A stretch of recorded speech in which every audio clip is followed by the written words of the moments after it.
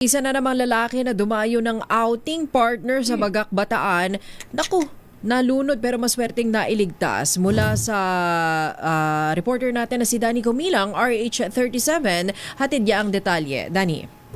Muntik na namang nauwi sa trahedya ang pagligo sa dagat matapos tangay ng malalakas na alon ang isang lalaki. Sa bahagi ito ng dalampasigan ng Barangay Pag-asa, Bagak Bataan, bandang 3:00 ng hapon nitong linggo kahapon. Sa kabutiang palad, mabilis na rumesponde ang isang mag-amang rescuer na nasa lugar at matagumpay na naiahon ang biktima bago pa ito tuluyang malunod. Kinilala ang biktima bilang residente ng Bukawi, Bulacan. Nangyari ang insidente ilang araw lamang matapos ang hiwalay na pagkalunod ng 3 katao sa Bagak, kung saan isang napaulat na nasawi at 2 ang nailigtas. Ang nasawing biktima ay isa ring residente ng Bulacan. Dahil dito, muling nagbabala ang pamalang bayan ng Bagak sa mga turistang bumibisita sa mga dalampasigan ng Bagak at Morong na huwag maliitin ang panganib ng dagat.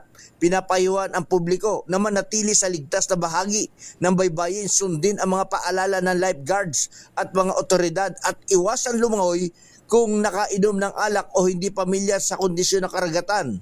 Patuloy namang hinihikayat ang lahat na unahin ang kaligtasan upang maiwasan ang trahedya. Danny Comilang, RH37, DZRH, una sa Pilipinas, una sa Pilipino.